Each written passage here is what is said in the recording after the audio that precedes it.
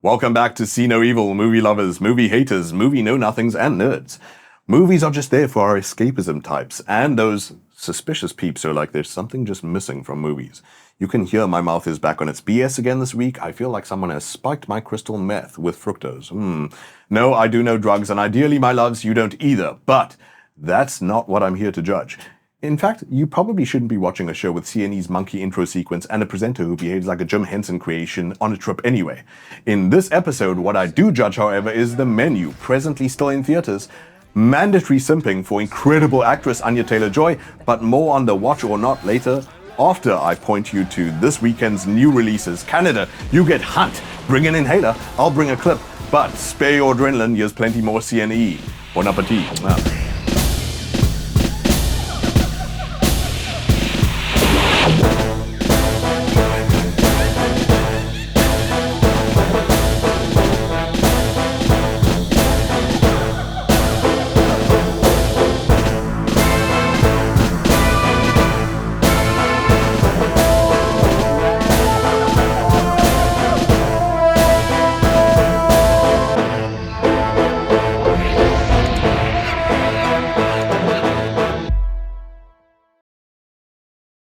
First up though, in any primate's balanced diet, new trailers hot out the YouTube.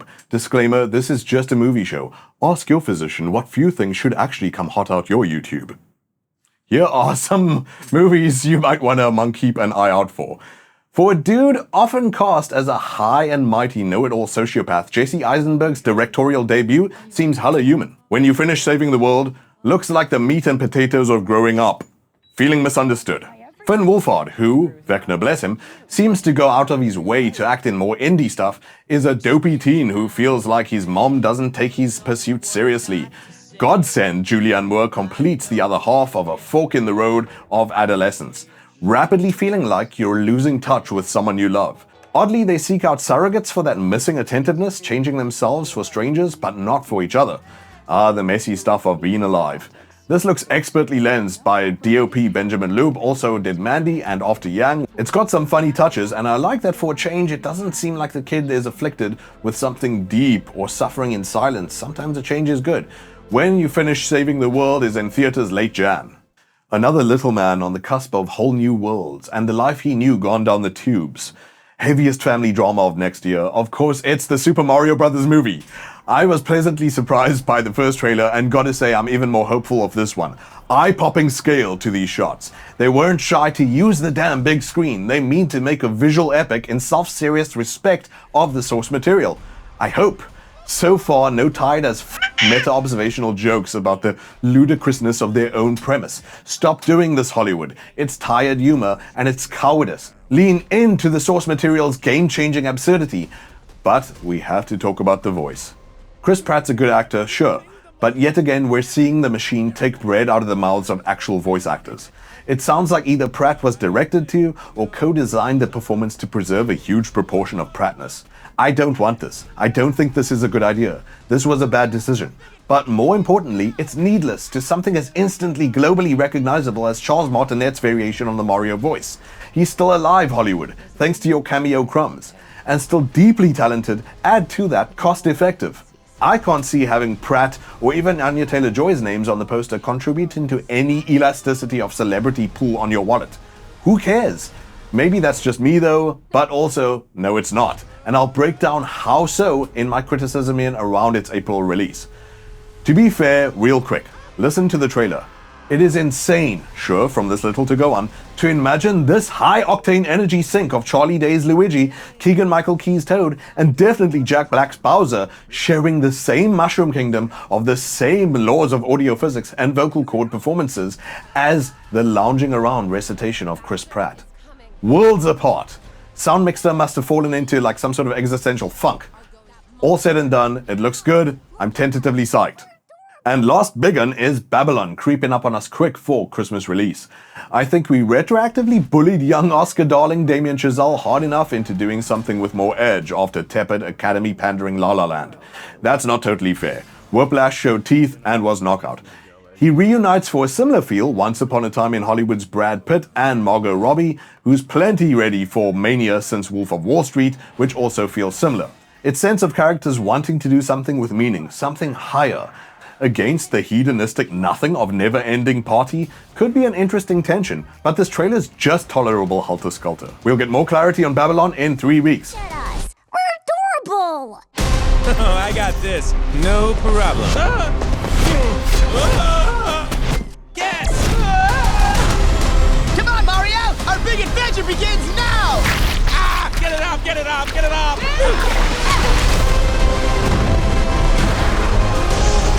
There's a huge universe out there. Whoa! With a lot of galaxies. They're all counting on us.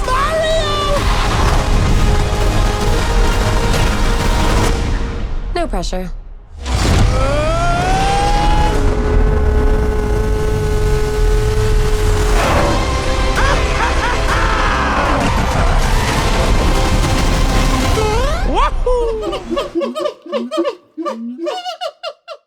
These are your latest releases to big screen, streaming, different countries, a bunch of moving parts, so be sure to check your local listings for any of these releases as of Friday near you.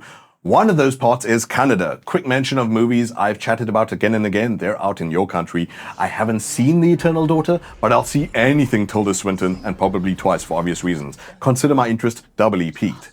And holy hell in a handbasket was Hunt good. Pack a spare adrenal gland, they're both yours now. But onto the ones I've not covered. The creative juices in Hollywood have slowed to an ooze, a colloidal overnight out, room temperature eggnog. Okay, so Violent Night doesn't look that bad, but case in point on the creativity. This is only the industry's second movie with that "it was right there" type title.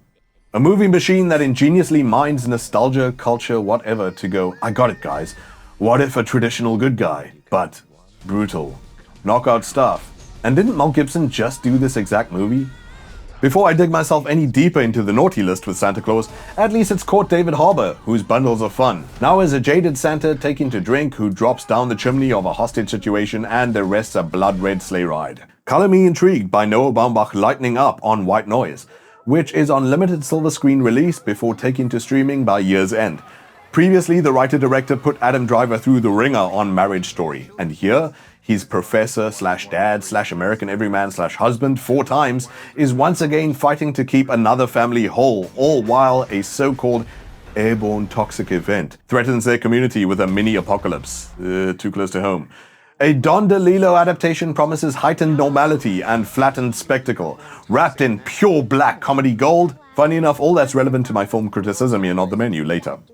Keeping it with confused, schlubby uncles for a bit, Guy Pearce is a reclusive author trying to figure out who keeps sending him cryptic letters about a book he'd rather forget after a mass shooter claimed his bestseller, The Infernal Machine, as inspiration. Is he dealing with a copycat? Will his literary work set off more insanity? Are shooter and letter guy right that his book contains a secret coded message? Did a Hollywood exec have that memento common sense to just tattoo Guy Pearce needs to eat on his arm? I sadly just YouTubed what happened to Guy Pearce, Looper. Fortunately, just seems like he got hairier, but hopefully the Infernal Machine means he's back on the rise.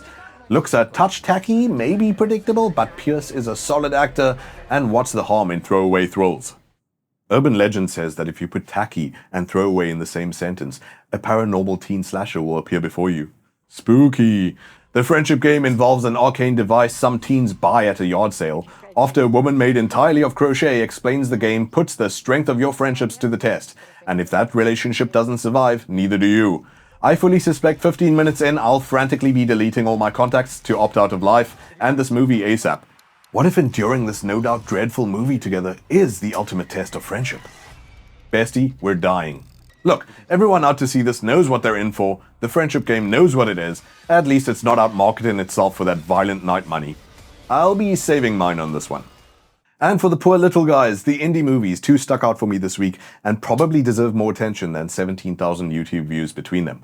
I searched randomly Fish Dad, and even this man, a genetic broth of Marx and Chomsky but jazzed about fish, who wants you to know Algae is your bestie, is as popular as 2 movies on the big screen right now. Both North Circular and Tori and Lokita are doing limited release in the UK. This first's a beautiful looking documentary, a lament on the back of a picturesque postcard to the iconic Dublin street of the same name. A hub of art and culture, but unsurprisingly fight art. Themes of colonialism and oppression abound, and that's a nice tagline, a quote from Dublin singer Frank Hart. Those in power write the history, those who struggle write the songs. Black and white Irish Isles can only really improve for me after Belfast. And the Darden brothers probably can't sing, but they can damn sure make a movie.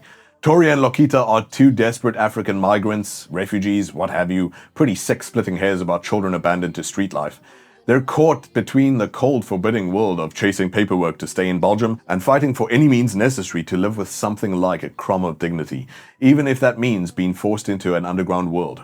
Tori and Lokita looks very well acted for kids, thanks to young Pablo Schills and Jolie Mbundu respectively. Wouldn't expect anything less from the tender directors Darden. All those movies are out this weekend. Sir, we just intercepted this.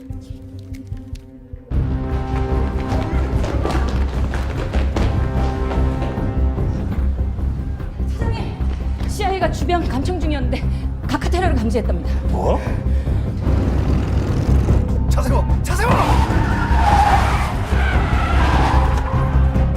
think we've been spotted. What should we do? Can you take him out from here? No, it's too far. Damn it! Flood!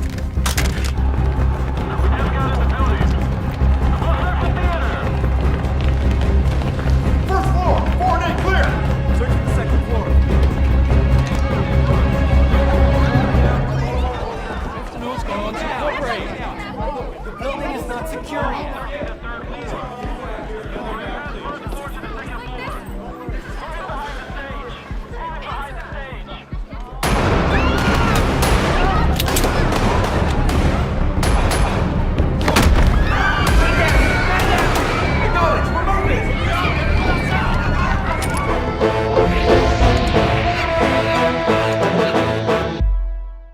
Last week, while I was underwhelmed by the wonder, Florence Pugh goes from strength to strength.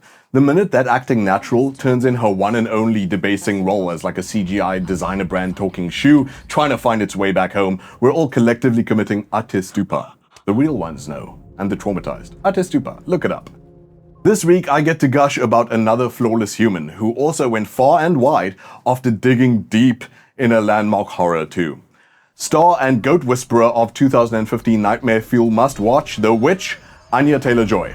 Her latest, The Menu, sees her not much like life lived deliciously, after all. Yeah, that's like my third reference to the line in recent episode, but Black Phillip's a thoroughly quotable goat. Film criticism in The Menu. What is it? I'm really going to rabbit hole on this one. It's a mouthful, so bear with me. It also stars GOAT Ralph Fiennes, who must have finally snapped drilling 5-star service since Grand Budapest. Here, as chef of legend Julian Slowik, he commands with militant seriousness a band of live-in master sous chefs in a small, exclusive restaurant called Hawthorne on an island in the Pacific Northwest, all to itself. After an 8-month waiting list, a ferry delivers society's cream of the crop with Anya, an odd one out, who tags along with Nicholas Hoult. And not just odd because Hoult subbed her for his ex without warning Hawthorne first. I'm trying to avoid these descriptions, I promise, but Fiennes and Taylor-Joy maintain pressure cooker tension as he tries to figure out who the hell this imposter is, threatening to upend his precisely calculated sinister Last Supper. Anyway, gradually everyone starts realizing there's probably some cult been going down on this island, and they're all possibly on the chopping block. As much as I can say on it. And aside, by the way, since I mentioned it in my criticism of The Wonder last week, in Split, Anya Taylor-Joy also plays an odd one out, also concealing a kinship with the antagonist at a deeper level, which might bring her into the light, might empower her, might actually doom her. Also possibly the same in The Menu, we'll find out, no spoilers. That's all on that. That's half the who. Now, how is Anya? As a character, only along for the ride, who cares little for the pomp of deconstructed pond scum coulis and eating breadless bread, she could have easily been a set of gorgeous rolling eyes on legs, a constant snarkener. Terrible pun for Fiennes as a constant gardener, apologies to all of sound mind. The worn-out look directly into camera after Dwight shoots himself yet again in the office. Sarcasm supreme. No, she pulls off over it, but still human pitch perfectly. Quick Captain Obvious moment, Ralph Fiennes is magnificent. He has this power to laser lock such an unnerving glare, like he's about to produce a sword from his mouth and end you cosmically, and you'll feebly mumble apology at screen anytime he weaponizes this look. I'm not too jumpy in movies, but he sows such cutthroat tension. I nervously clenched my ass cheeks when someone dropped a wine glass. Hoult plays self-proclaimed foodie, well, a calling only a touch less psycho than Warboy. He is not annoyingly keen and delivers in a way you could imagine even yourself similarly making an ass of yourself, gushing about your hero. Chau is a wonderful hard read as maitre d', barely hissing through gritted teeth behind a ready-to-snap smile at all times. But again, nothing too on the nose, to all actors in fact. Credit too then to the writing team of Seth, Reiss and Tracy, who know a thing or two about walking that fine line between playing it straight, in between the absurd, of years working on The Onion and Last Week Tonight with John Oliver. It's essential in fact to the menu's point itself that no one is a hard caricature or archetype, and I'll get into why in a bit. At one point, Chef describes his customers as a bunch of takers. With each course, he performs more and more horrifying acts and tells more and more horrifying stories about his life and those of his staff. And less guests are left grinning indulgently until it's too late to realize they were at the center of a life-threatening situation the whole time. Among its handful of critiques of capitalism, this one I enjoyed the most. Something of a takedown of insulated individualism. A mild example of that taker behavior, like that narcissist you had in lectures, and hey, maybe it was us, who knows, we were younger and more insecure. The foodie puts up his hand to, inverted commas, ask about an ingredient he knows is correct, which Chef then has to dutifully respond to with, yes, that's right, through a pained eye roll. This taker was more interested in holding the floor, having everyone hear him be right, than he was interested in the substance of Chef's artwork itself. Chef's sincere blood and sweat efforts reduced to an ego stroke for a base consumer. One of Chef's stories of his past is really distressing and should make most of us wince and think, hey, what the f***, dude, sincerely seek help, honestly. But much of the cream of the crop relish the story's bloodthirst, treating legitimate pain of others as another commodified experience for thoughtless consumption. Then, after something jaw-droppingly macabre happens, the table for two food critics smile through it, convincing themselves it was staged for their pleasure. One turning to the other while hits the fan all around them, proclaiming gleefully, this is all just for us.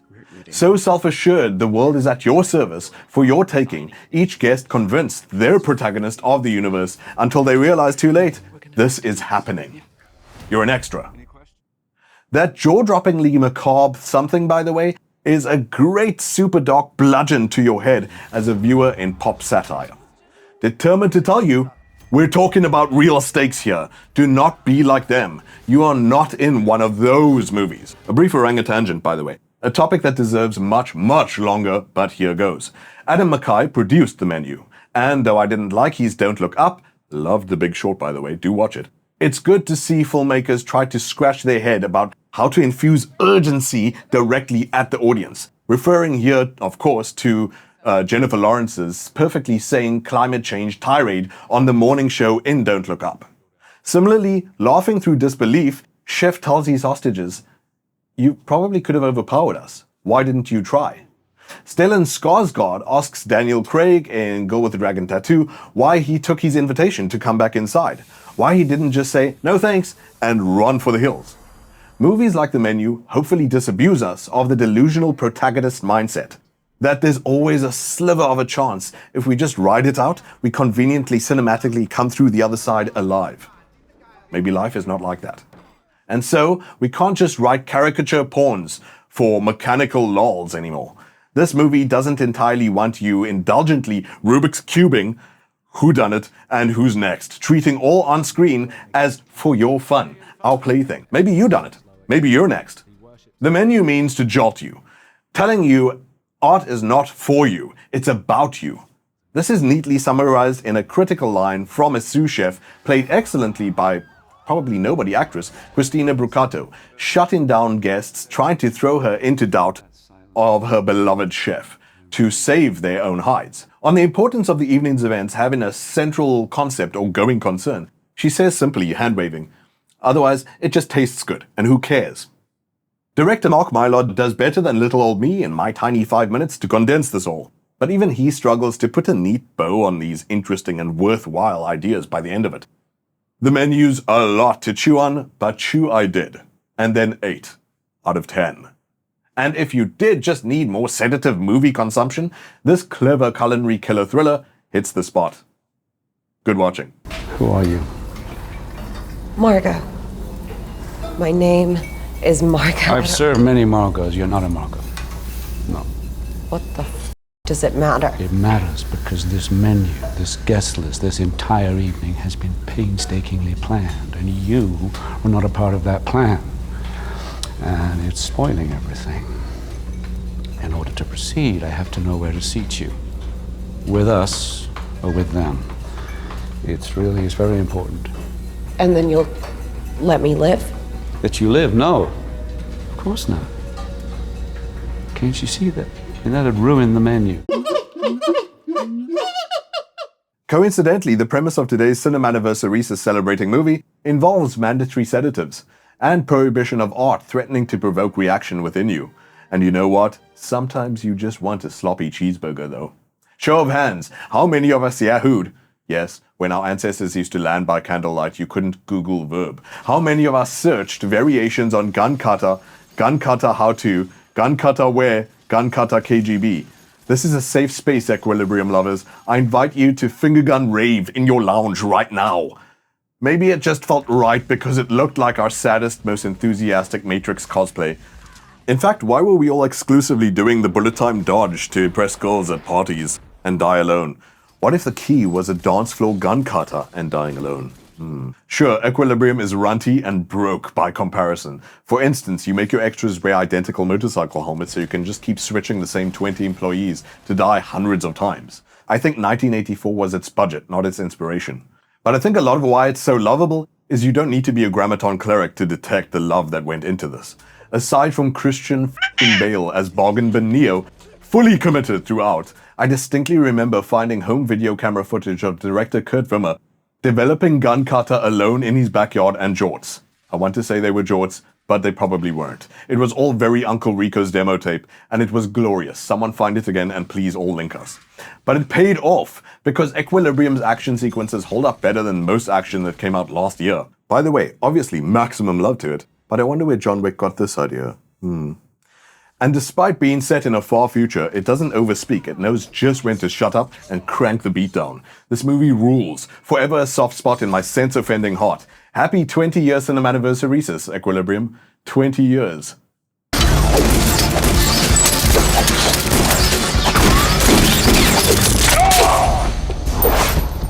Wait! Wait! Look at me. Look at me. I'm life. I live, I breathe. I feel. Now that you know it, can you really take it? Is it really worth the price?